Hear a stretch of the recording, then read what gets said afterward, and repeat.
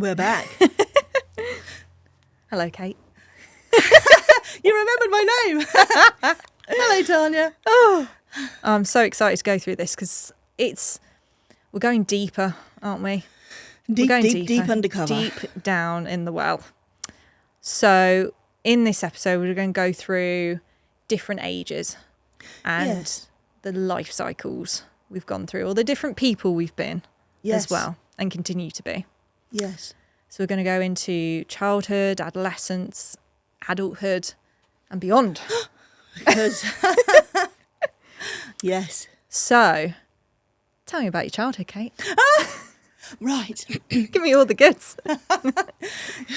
Well, funny enough, I have said this several times before, and it may be that this starts to get known as a bit of a catchphrase. But when I was 8, I realised that there was something really, really wrong with all the adults. Still are. Yes. For me, as a child, I've always felt slightly different. And I'd always felt as I was younger, do you know what was at the core of how I used to see the world? Go on. And I still do. It's a sense of fairness and justice. Yes. Oh my God. So strong. I will jump in and pioneer and advocate for anybody who I feel has been, Me too. had something misunderstood, have experienced it. Yeah. You just channel in, don't you? It's just like knight in shining armour. I do that for anyone as well. Like complete strangers. Like there was actually, just very quickly, I was on holiday with my partner and I saw a girl. Her boyfriend was like constantly shouting at her and stuff. And we'll go into another episode maybe about deeper relationships. But like I'd experienced that myself. And I said to my partner across the table, I was like, I want to go up and say something. And he was like, no, you don't know who they are. It'll be okay. But not going, I felt so guilty because I was like, I've been that girl. Yes. Do you know what I mean? And it's just like, and it's hard to like mind your own business when you literally want to be a superhero to everyone. We like looking after people, don't we? We do. And I used to find that when I was able to focus on helping other people, even as a child, I got praise. Yeah. Right? I forgot if I'd been naughty or misunderstood or everything. I got praise. So I learned very quickly that I got attention by doing nice things or good things, right? Yeah. And so when I say that there was something wrong with the adults, what it was is I think it's to do with the fact that everybody masks to a certain point because they have to, because of social norms and expectations. Yeah. So, like, how are you today, Tania? Oh, I'm fine, thanks. Yeah, okay. And then we carry on talking. Yeah. But really, there's 4 other things going on. Exactly. And nobody really wants to hear them all, to be fair. When you've just bumped into each other in the post office queue. Do we still have post office queues? I don't know. But you know what I mean? Love a good queue. We're British. Yeah, exactly. So there's, and I couldn't work those out. I was really struggling hard to try and read the room. And it occurred to me that a lot of the misunderstandings that I could see were due to what was being said and what was not being said. Okay. And when you watch TV, so I used to absolutely love mysteries. Love working a challenge out because I think a lot of ADHDers do, don't they? Yeah, they we love love having them. that challenge. We can solve a problem quickly and get to Crime shows. Yes, We solve it in like the first 10 minutes. It drives my partner mad. He's just like, just let me watch it. And it's like, no, he did it. It was that guy. It was him. I don't want to wait 5 episodes. It was him. Yeah, I'm watching something else now. And but you know what happens is that they have these nuances where they'll look, you can see in their eyes they're like looking shifty, and it's acting obviously so that the viewer sees this perspective, but obviously the characters within it don't get to see it. Well, I remember as a child thinking, well, that's not very good acting. They're giving it away. I can tell. It's like, I think that's the point. So things like that I didn't get for a long time. And so I thought the more I could learn, the more I learned. So I used to occupy my time. Okay, you're going to laugh. I used to read dictionaries and encyclopedias. No way. That's awesome. So I could know everything. Yeah. And then nobody would... if I knew everything, then therefore I could always be right and nobody could... misunderstand. However, perfectionist, However, that didn't always work because we moved around a lot as a kid. I moved around a lot because my parents at the time used to buy houses, do them up, run down ones, nothing fancy. I didn't live in a grand estate, unfortunately. Then sell and move on. So I went to 6 schools. Yeah. And that impacted how I was able to develop relationships.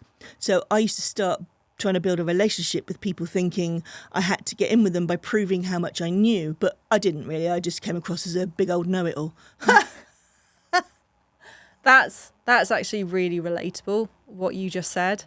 So I've moved around schools a lot and moved houses a lot, to the point where I just get itchy feet every 2 to 3 years now as an adult. Well, I'm actually looking to move again right now. But my dad was in the RAF. Okay. Yeah. Right. Military brat. Yeah. Yeah. It's everything I've ever known. So it was really hard to like make friends, create those long-term bonds, because we weren't anywhere long enough. And it was really difficult when you're going through that pattern. As soon as you gel with someone and I mean, at that point we were like writing letters. Like Facebook didn't come out till I think I was like 13, 14 or something, or I didn't use it until then. Yeah. Like we were sending letters to each other, but then when when you're kids, like you just drift off, don't you? But during one of these moves, we moved to Cyprus when I was 9, and we moved when I was 12. But up until then, I just had the label problem child, as we discussed in a previous episode. And no one asked me why I was doing things. No one asked me how I felt. And so I had this English teacher called Mr. Wyatt, who unfortunately about 6 months ago passed away. And I was absolutely devastated. Yeah. Luckily, I was able to talk to him about 3-4 years ago, because I reconnected, and we had such a bloody lovely phone call, and he remembered me, which was insane. Oh, wow. But yeah, I managed to like thank him for everything, so I'm really glad I did that. Yeah. But he was the first teacher, he was the first adult to properly ask me, why do you do that? Why do you act like that? What do you need in the classroom, more importantly? And he taught me that ADHD is this ball of energy. So as soon as he said that to me, I was like, oh my God, I've got this extra ball of energy to me. Yes. And that's when I put that ball of energy into like the sports and the arts and education. I was total book nerd. So it's funny that you say about the dictionary and trying to know everything, because I used that energy into education. I bloody loved English literature and Shakespeare and all the sonnets and the plays, which obviously related to the arts.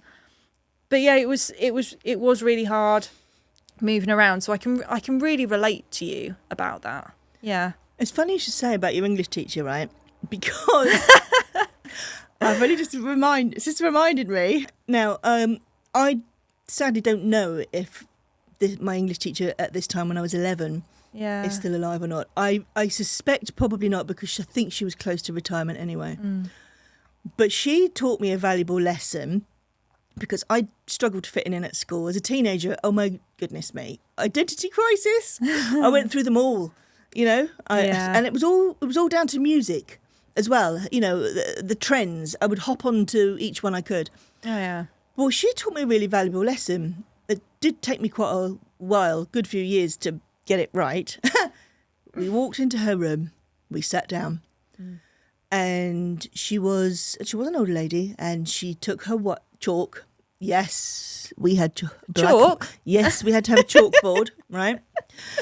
And so she wrote her name on the board and said, right, I'm going to tell you my name. You may all laugh and snigger, and after that, I don't want to hear anything from you, because quite frankly, I've heard it all, and that's it. I love her already. I know. Her name was Mrs. Bogey, which, for a classroom of 11-year-olds, was the funniest thing ever. So we all had the most hysterics. You just couldn't help it. You wouldn't be able to keep that inside. No. And she was so... When you look back, that was very clever. Because what she's done is she's like, this is me. This is who I am. This is it. Have a laugh. That. Do you know what? I don't care.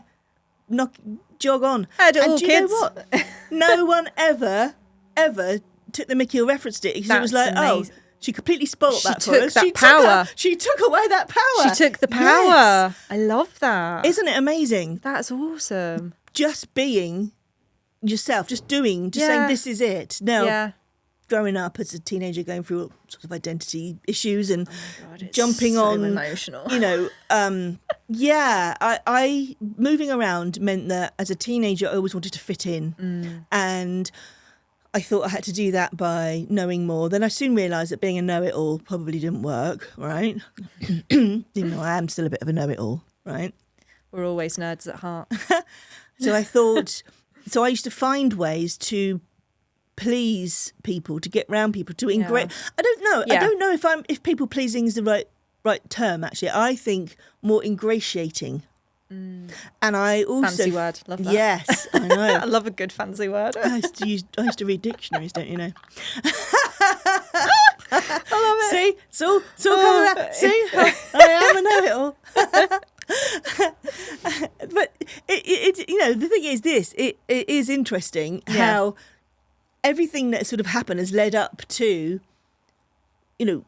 as a teenager, I wanted to ingratiate myself, as I say, with get in with people. Yeah. And I also, something that I also did at that time, which I still do now, is that I like to know everybody. I like to get to know everybody, and not just, never being able to fit in meant I wasn't ever part of a clique, which actually in hindsight is a good thing. Yeah, because I don't think it's very healthy. No. I didn't have you lose yourself. You do. Lose yourself, and I didn't have the opportunity moving around. Neither did you. No. And so therefore I learned how to try and get on with multiple people, which meant that I was tolerant of everybody's personality because of who they were, because I wanted to get to know everybody. And even now to this day, people say to me, crikey, I don't know if they actually say crikey, but that's probably my terminology. Crikey, mate. You know a lot of people, and people have called me a super connector. Because I like doing that. And I like that identity. But isn't it funny how we just step into being somebody? Yeah. Was it when you were a teenager moving around, did you still go to a lot of schools then? Yeah, I moved around quite a lot. So it was back and forth in the UK and then Cyprus. But it's an absolute minefield as being a teenager. So being like, bunny ears, normal teenager, neurotypical teenager, I should say. But then being a neurodivergent teenage girl. Woo! Your problem child, you. Yeah, problem child. It's emotional. And I don't know if you felt this, but we have this thing where we feel like a camera's on us through adolescence. Like, we think everyone doesn't like us and there's a spotlight and everyone's watching what we're doing. And that took me a long time to realise. No one gives a flying shit about what you're doing. Yes. But when you're an adolescent, everything is heightened with ADHD. You're more emotional, you're more affected by things. You've got rejection sensitivity dysphoria, which we'll go into later. And it's just... everything's heightened. And then going into adulthood and being, in my experience, like a people pleaser, amongst other things. Like, it's so difficult. It's like one thing after another. Yes. How did you feel going... because obviously you weren't diagnosed until much later on in life. So how did you feel as a young adult, not knowing at that time, how were things for you? Well, actually, it's interesting you say that because it's me talking, so it's obviously interesting. You know what? Isn't it funny how the brain works and the sentences just come out and then I automatically think of something else to say. So there we go. We get a typical ADHD moments here on how the brain works. We're unfiltered for a reason. So this is us. Here's something really deep, but here's something really impactful. If I was to say what is the thing that impacted me the most in my entire life... So when I was 17, I fell pregnant, right? Wow, yeah. I didn't tell anybody that I was pregnant until an hour before my daughter was born. No way. I can keep a secret. Wow. Yeah, actually, that's a lie. Amazing. I can keep my secrets I'm not very good with other people's. I'm the other way round. I can keep other people's secrets, but not my own. Yeah, actually, now I'm thinking of it, I blurt out so much. Oh, my goodness. Why is this need to tell everybody everything all the time? We just love talking. Yeah. We love connecting with people. We're such people. People. Yeah. I've just made that up. It's mine now. It's yours. People. It's People, ours. people. Unless it comes to something really so deep that we don't want to deal with it. And then I think, well, I know that I'm very good at putting things away and not addressing them. Now, that is down to... locked box. Yeah, but it's also this object permanence, isn't it? And it's not just object permanence. If something's not in front of you, that it, never it disappears out of existence.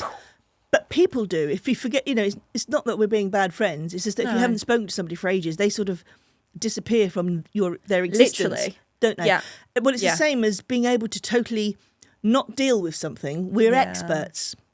Oh, yeah. And we don't Masters. stress about it. We are actually able to put it in a box, lock it up, forget about it. And it doesn't stress us, that particular thing, until we then start talking about it. And which is why I think I've always struggled with the therapy thing, is because once I start talking about it, it brings everything back. And I'm there. I think the ADHD brain, neurodivergent brain, takes you straight back into it. And it doesn't actually help by reliving it because I can't resolve it. Necessarily at that time.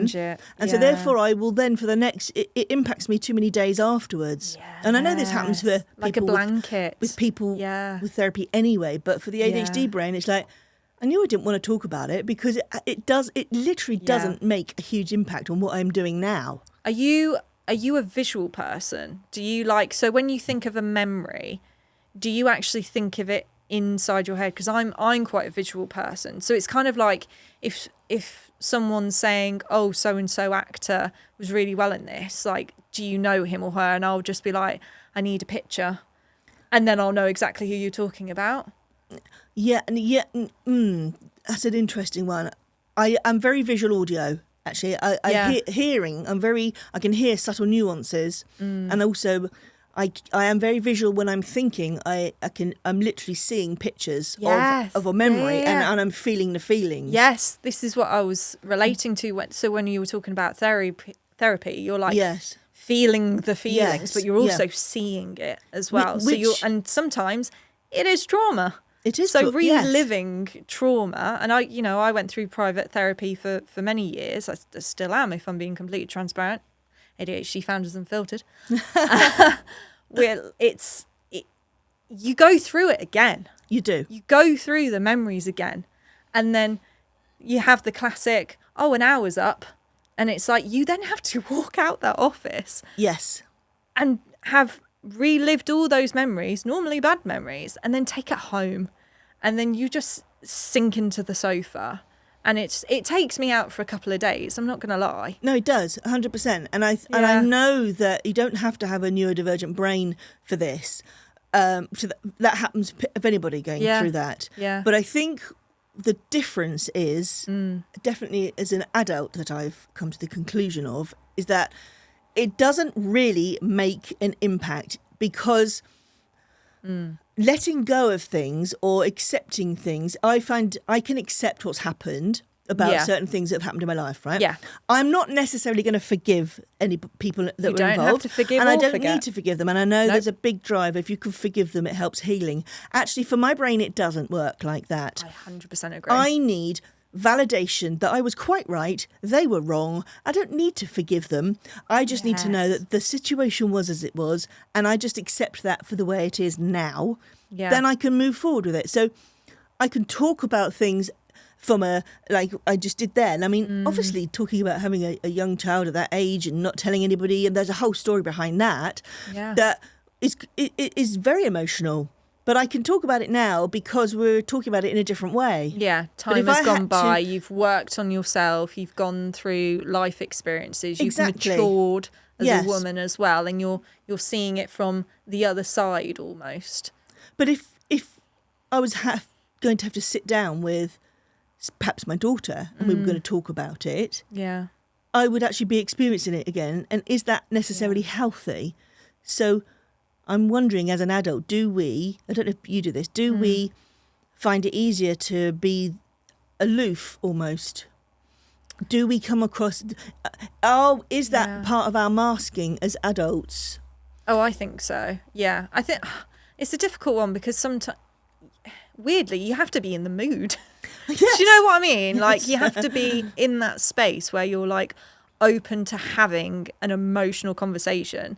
And then there's other times, like we were talking previously about needing potato days. There is no way you're going to get my feelings out of me on a potato day. I don't want to speak. I don't want to think. I want to watch Netflix with a bag of crisps and my dog. Like, there's no way. But then other days, I'll talk your head off to all the trauma and all the emotional experiences. So I think partly is mood, if I'm being honest. It's just one of the many reasons, of course. Yeah. Agreed. Can I just ask, what flavour crisps would you go for? You know what? We'll have to go on to dopamine food at some point. Yes. You know what? I've just thought about that. We're going to have to sketch that in. Yes. At the minute, it's salt and vinegar. At the minute. Used to be cheese and onion for years. Past 12 months, salt and vinegar. Can't get a bloody enough of them. Me too. Yay! I was always a cheese and onion girl, and Weird, right? I've always liked salt and vinegar, but now I'm really into vinegar. In fact, I found these totally off track here, but this is ADHD Founders Unfiltered, folks. Absolutely. I have found these beetroot cake. Stop it! The vegetable crisps. Yes. With a hint of vinegar. Oh my God, and it's like cider vinegar and salt. Girl! You are, yes! Because I was literally about to say, I don't mean the salt and vinegar walkers, I mean the posh little flipping, what are they called again? I don't know. Does it begin with a T? I have no idea. Tyrrells. Yes! Thank you, Tyrrells. I was about to say, listeners, tell us what it is. But yes. Oh, love them. Need one right now. I want a bag now. Well, do you know what? I think it's a fantastic way to end this episode. I 100% agree. Absolutely. All the things that happen to us, I think basically what we've been talking about is that there are so many influences which could have been down to our ADHD brain or not. Yep. But every psychologist and psychotherapist and psychiatrist is going to tell you, your childhood impacts your adulthood. It's just that when you have a neurodivergent brain, it impacts it even more because of being labelled or not, which is what we talked about before, isn't it? Absolutely. So what about going beyond? How do you feel right now? I feel so empowered. I really do. Love it. I tell you what, though, it's taken a bloody long time. Yes. It has taken a long time. As now being 30, all of my 20s, it was so soul crushing for so many reasons. But that problem child label, it really went through childhood and my 20s. And now the last few years, I've lost friends. There's some family members that I know aren't that healthy for me that I've had to just distance myself for now. There will be a time we'll talk again, but I feel I'm cutting all the toxic that I've allowed in my life, and since doing that, I've been able to come into my own and say, this is who I actually am, and this is what I believe. These are my values. These are my boundaries. Again, it's taken so long. But once you're doing it, you feel so much self-worth, self-value, self-respect. And at the end of the day, everyone deserves to feel like that in their lifetime, because not everyone does. Oh, you just made me smile. Yeah. I absolutely love it. Because for me, going beyond, I am who I am. I know where I'm going. I don't always know where I'm going. Yes, I do know where I'm going. Do you know what? All of that mixed up, exciting. It doesn't really matter. It's exciting. But when I was in childhood, we both talked about this, I found that by helping others, I absolutely adored helping others. You did too. Yeah. And it took me out of myself. And it's not because of people pleasing. It's because I genuinely care and love other people.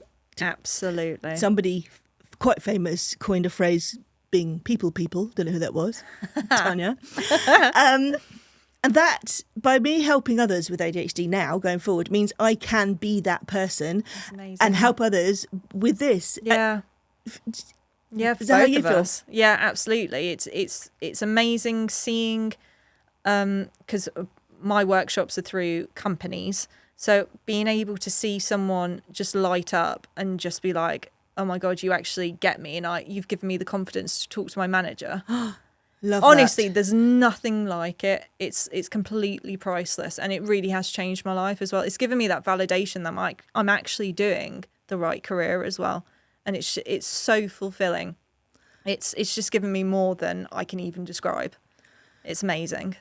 Batman would be proud. So would Spider-Man. Thank you for listening.